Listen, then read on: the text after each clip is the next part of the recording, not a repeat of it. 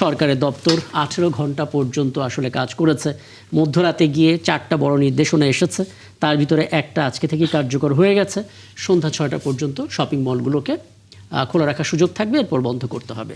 New market এলাকায় আমরা আসলে এটা মানতে দেখিনি, কারণ সেখানে কিছু দোকান মালিক সমিতির কথা অনুসারে তারা চলে, তারা বলেছে যে তারা এই তথ্যটা জানতেন না, কিন্তু শপিং মলগুলো আসলে মেনেছে। এই সিদ্ধান্তটা আসলে কিভাবে দেখছেন? কারণ ব্যবসায়ীদের পক্ষে কথা হচ্ছে 14 এপ্রিল পয়লা বৈশাখ আগে থেকে বিনিয়োগ তারা করে ফেলেছেন, মাঝখানে অনেক কারণে বাধা পেয়েছেন, এখনই নির্দেশনা তারা ক্ষতির মুখে পড়তে যাবেন, এই কারণে তারা আরও 2 ঘন্টা বাড়তি সময় চেয়েছেন। আপনার অবজারভেশন? ধন্যবাদ রাকিব হাসান, ধন্যবাদ 71 টেলিভিশনের দর্শক শ্রোতা সবাইকে। সাথে দুজন বিজ্ঞ আলোচক রয়েছেন, বিশেষ করে শামসুজ্জামান দুদু ভাই, তার প্রতি শ্রদ্ধা এবং সালাম জানিয়ে আমি আলোচনা শুরু করছি। যে কথা বলতে হবে সেটি হচ্ছে যে এই মুহূর্তে আমি আগেই বলেছি এই কথাটা, এর আগেও দু একটা আলোচনায় বলেছি যে বিএনপি সরকারের খুব একটা দুর্ভাগ্য যে এমন একটা সময় সরকার গঠন করেছে, একদম সরকার গঠনের পরপরই রোজা রমজান এবং রোজার মাস ট্যাকেল করা খুবই একটা কঠিন কাজ বাংলাদেশে। এরপরে সেই রোজার ভেতরেই শুরু হলো ইরান ইসরায়েল আমেরিকার যুদ্ধ, যেটা পৃথিবীকে নাড়িয়ে দিচ্ছে এবং এটা নাড়িয়ে দেবে, এটা আগে থেকেই বোঝা যাচ্ছিল। এবং এই যুদ্ধ যে হতে যাচ্ছে এই বিষয়ে একদম ব্যক্তিগতভাবে আমি বলতে পারি, আমি বহু জায়গায় বহুবার বহুভাবে ফেসবুকে লিখে, ইউটিউবে কথা বলে, টেলিভিশনে কথা বলে বিভিন্ন জায়গায় বলেছি যে এই যুদ্ধ হতে যাচ্ছে, এই যুদ্ধ ঠেকানো যাবে না, কঠিন ব্যাপার হবে, এটা অনিবার্য হয়ে উঠছে যুদ্ধটা। তো সেই জায়গায় আসলে আগের সরকার, আগের যে আমাদের ইন্টারিম গভর্নমেন্ট যে ছিল, তারা আসলে এই জায়গাটা এই পরিস্থিতি মোকাবেলার জন্য মনে হয় সিরিয়াসলি কোনো পদক্ষেপ নেয়নি। তার একটা ভোগান্তি আমাদেরকে পোয়াতে হচ্ছে সম্ভবত খানিকটা। এরপরে বিএনপির দুর্ভাগ্য যে একদম এই যুদ্ধের ভেতরে পড়ে গেল রোজা রমজান, এরপরে তো এই যুদ্ধ। এই জায়গায় এসে আমাদের সামনে পয়লা বৈশাখ আবার আর একটা বড় অনুষ্ঠান। এই সবগুলো, রোজা রমজান ভালো জিনিস, পয়লা বৈশাখ এটাও আমাদের জাতীয় সমাজে আমাদের খুবই গুরুত্বপূর্ণ একটা অংশ সংস্কৃতির। এ নিয়ে কোনো দুঃখ হতাশা বেদনার কিছু ব্যাপার ছিল না, কিন্তু মুশকিলটা হয়েছে যুদ্ধের ভেতরে এই সমস্ত সবকিছু এই জায়গায় বিএনপির জন্য বা সরকারের জন্য মুশকিল। তো এই সমস্ত সবকিছু মাথায় রেখেই তো সরকার, আমি মনে করি, সিদ্ধান্ত নিচ্ছে। যদিও ব্যবসায়ীরা বলছেন, দোকান মালিক সমিতি তারা বলছেন যে আরো 2 ঘন্টা বাড়ালে সুবিধা হয়, কিন্তু সিচুয়েশনটা যা খুব শর্ট টাইমে যে এই পরিস্থিতি উন্নতি ঘটে যাচ্ছে, এটা ভাবার কোনো কারণ নেই। হরমুজ মল্লিক খুব সহজে ছাড়বে না ইরান, খুব সহজে, মানে কি, তার বিরুদ্ধে কেউ কোনো শক্তি প্রয়োগ করে এই হরমুজ মল্লিক খুলতে পারবে না। আজকে জাতিসংঘে প্রস্তাব উঠেছিল, সেই প্রস্তাবে ভেটো দিয়েছে চীন, রাশিয়া এবং ফ্রান্স। যেখানে ফ্রান্স অল টাইম পশ্চিমা মিত্র, সেই ফ্রান্স ভেটো দিয়েছে। তার মানে এই হরমুজ মল্লিক খোলাটা খুব সহজ হবে না। এবং এখানে কূটনৈতিক উপায়ে, যুদ্ধ বন্ধের পরে কূটনৈতিক উপায়ে একটা সুরাহা হবে, কিন্তু যুদ্ধ বন্ধ করাটা খুব আজকালকের ব্যাপার না, যা সিচুয়েশন। তাতে সরকার যে সিদ্ধান্ত নিয়েছে, এই সিদ্ধান্তের সাথে আমি মনে করি দেশের মানুষের ভীষণভাবে একমত হওয়া জরুরি। এই কারণে যে সরকার তো দেশের মানুষকে মাইনাস করে কোনো কিছু করতে চায় বলে আমি বিশ্বাস করি না।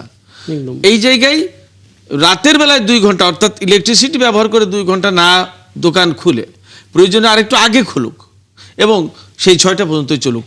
এটা করলে আমার মনে হয় যে আমাদের অর্থনীতিও বাঁচে, আমাদের পয়লা বৈশাখও বাঁচে, সরকারও বাঁচে, আমরা জনগণ সবাই বাঁচি।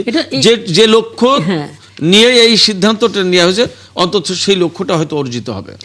একদম, মানে এখানে আসলে আমরা তাৎক্ষণিকভাবে ক্ষতিপূরণের হয়তো চেষ্টা করছি বা সংকট সমাধানের চেষ্টা করছি, কিন্তু একই সঙ্গে আমাদের আসলে তাকিয়ে থাকতে হবে দেশগুলোতে যেখানে যুদ্ধটা চলছে সেখানে কতটা সমাধান হচ্ছে। আমি ফরিদুল হক আপনার কাছে আসব, তবে তার আগে যেন শামসুজ্জামান দুদু আপনার একটা মতামত একটু নিয়ে নিতে চাই। কারণ আমরা দেখতে পাচ্ছি তেলের দাম বা জ্বালানির দাম না বাড়িয়ে কিছুটা সাশ্রয় করে যদি সেবাটা চালিয়ে রাখা যায়, সেরকম একটা পথে সরকার হেঁটেছে। পাকিস্তানের একটা খবর একটু আগে আমরা দেখছিলাম যে সেই দেশটিতে 1 মাসের জন্য পাবলিক ট্রান্সপোর্টের ভাড়া মওকুফ করে দেওয়া হয়েছে শুধু জ্বালানি সাশ্রয়ের জন্য। যদিও দেশটা 2 দফা তাদের জ্বালানি বাড়িয়েছে একেবারে 53% পর্যন্ত। আমাদের আর কি করার সুযোগ ছিল, যেটা করলে হয়তো পরিস্থিতি আমরা কিছুটা হলেও সামাল দিতে পারি? ছোট করে। জি, আপনাকে ধন্যবাদ।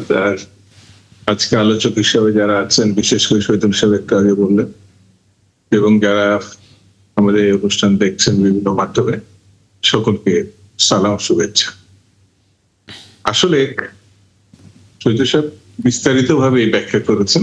জি এই বর্তমান সরকার দীর্ঘ আন্দোলন সংগ্রাম এবং খুব অল্প সময়ে না, প্রায় 18-20 বছর ধরে এই দেশের কর্তৃত্ববাদী শাসনকে উচ্ছেদ করার জন্য তারা যে আন্দোলন সংগ্রাম বিএনপি সহ অন্যান্য রাজনৈতিক দলের সঙ্গে মিলেমিশে করেছে, এবং চূড়ান্ত পর্যায়ে এই দেশের ছাত্র জনতা 24-এর গণঅভ্যুত্থানের মধ্য দিয়ে একটা পরিবর্তন এনেছে। পরিবর্তন আনার পরে যেটি 90 দিনের ভিতরে সাংবিধানিক ব্যারিয়ার ছিল একটা জাতীয় নির্বাচন করার, যেটা 90-এর গণঅভ্যুত্থান পরেও আমরা দেখেছি।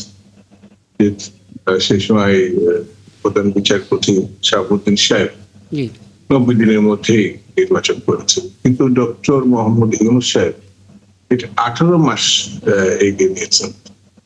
তার ক্ষেত্রে যেসব কথাবার্তা তিনি বলেছেন, কম সংস্কার, বেশি সংস্কার, আরো অনেক ব্যাপার, এবং ইতিমধ্যে ডক্টর ইউনূস সাহেব যদি 3 মাসের মধ্যে নির্বাচন দিতেন, তাহলে হয়তো 18 মাসের ভিতরে যে অব্যবস্থাপনা, সেটি এখন বিভিন্ন মাধ্যমে পত্র পত্রিকাতে আমরা দেখছি, সেগুলো আসতো না। যেমন দেখেন, একটা রুটিন ওয়ার্ক, কি বলবো, এটা ডক্টর ইউনূস সাহেব করতে পারতেন। আমাদের ছোট্ট ছোট্ট বাচ্চারা আমের যে টিকা, সেটাকে এত উদাসীনতার সঙ্গে দেখা হয়েছে যে 1.5 মাসের সরকারের একটা ভয়ঙ্কর বিপদ সামলিয়ে পড়েছে বলা যায়, যেটা যে কোনো বিবেকবান এবং সত্যিকারের যদি রাষ্ট্র পরিচালনার ন্যূনতম একটা ধারণা থাকে, তারা এই কাজটি দায়িত্ব 18 মাসের মধ্যে এই কোন উদ্যোগ,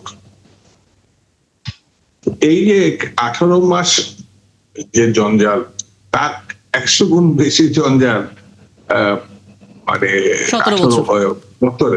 17-18 বছরের যে সরকার, সেগুলোর মধ্যে মাথায় নিয়ে বলা যায় যে বিএনপি সরকারে আসার পর উত্তরাধিকার সূত্রে তাৎক্ষণিকভাবে, যেমন এই যে ইরান এবং আমেরিকা ইসরায়েলের যে যুদ্ধ, সেই যুদ্ধটাও কিন্তু তার যে রেশ, সেই রেশটা আমাদের ঘাড়ের উপরে এসে পড়েছে। প্রতিটা তেল, শুধু তেলের সঙ্গে সবকিছু সম্পৃক্ত। এখনো পর্যন্ত আমাদের বর্তমান অবস্থার প্রেক্ষিতে, যেখানে তেল উৎপাদনকারী দেশের ওখানেও তেলের দাম বেড়ে গেছে, কিন্তু বাংলাদেশের সরকার, আমি বাংলাদেশ সরকারকে ধন্যবাদ দেবো, প্রধানমন্ত্রী তারেক রহমান সাহেব, তাকে ধন্যবাদ দেবো এই কারণে, এখনো পর্যন্ত কিন্তু তেলের দাম বাড়ে নাই, যতক্ষণ পর্যন্ত মানুষের মধ্যে আছে। আর সরকারের নানান প্রচেষ্টা ছাড়াও, উদ্যোগ ছাড়াও, আমাদের দেশে তো, আমারও বাঙালি, যখন রোজার সময় বিভিন্ন মুসলিম দেশগুলোতে জিনিসপত্রের দাম কমে আর আমার দেশে বাড়ে, যখন এই বাংলাদেশ তৈরি হলো, যখন ক্রাইসিস ছিল, তখন মজুদদারি, চোরা কারবারির মধ্য দিয়ে এই যে আমাদের বাংলাদেশের শুরুটাই যেভাবে হয়েছে, এখনো কিন্তু বিভিন্ন গোয়াল ঘরে, পানির ট্যাঙ্কের মধ্যে আমরা হাজার হাজার। হ্যাঁ, আমি আসলে সেই আলাপগুলো করতে চাই, তবে ছোট করে আমি বিরতিতে যাওয়ার আগে একটা বক্তব্য আপনার কাছ থেকে নিয়ে রাখতে চাই। সেটা হচ্ছে যে এই মুহূর্তে আসলে সরকার, তো আপনি নিজেই বললেন, সংকট সমাধানের নানামুখী প্রচেষ্টা করছে, নানা ব্রেনস্টর্মিং এর পর অনেক সিদ্ধান্ত তারা দিচ্ছেন। কোন প্রচেষ্টাটা করা গেলে আরো কাজটা সুবিধা হতো সংকট মোকাবেলায়? কোনো ধারণা আপনি দিতে পারেন কিনা? কোনো পরামর্শ? মনে হচ্ছে যে মানুষকে উদ্যোগ করতে হবে, মানুষকে আন্দোলনের সপক্ষে আসলে মানুষ জীবনও দিয়ে দেয়, ত্যাগ স্বীকার করে, যেমন মুক্তিযুদ্ধের সময় কত আন্দোলনের সময়। এখন একটা আন্তর্জাতিক, শুধু জাতীয় বিপদ না, আন্তর্জাতিক বিপদের মধ্যেও আমরা সেই জায়গায় মানুষকে যদি আমরা আমাদের উদ্বুদ্ধ করতে পারি, আর সরকারের তাৎক্ষণিক সিদ্ধান্তগুলো আমরা যদি মানুষের সঙ্গে পরামর্শ ভিত্তিতে আমরা গ্রহণ করতে পারি, তাহলে পরে যে বালা মুসিবত গুলো আমরা মুখোমুখি হচ্ছে, সেগুলো আমরা করতে পারি। 2 নম্বর হচ্ছে মানুষকে তৈরি করে মানুষের সঙ্গে থেকে এগোতে হবে। অর্থাৎ কোনো ইনফরমেশন মানে সেটা যত কঠিনই হোক সেটা জাতিকে জানাতে হবে যে আমরা এই পরিস্থিতিতে এই অবস্থায় আছে, এখন আমাদের এই সিদ্ধান্তের দিকে যেতে হচ্ছে। কিন্তু আমরা কোন পরিস্থিতিতে আছে, কিভাবে আছে, এইটুকু যদি না জানে মনে হবে যেন সরকার পুরোপুরি ভাবে ব্যর্থ। এটা তো না, এই পরিস্থিতির অবস্থা না, এটা নির্বাচিত গণতান্ত্রিক একটি সরকার।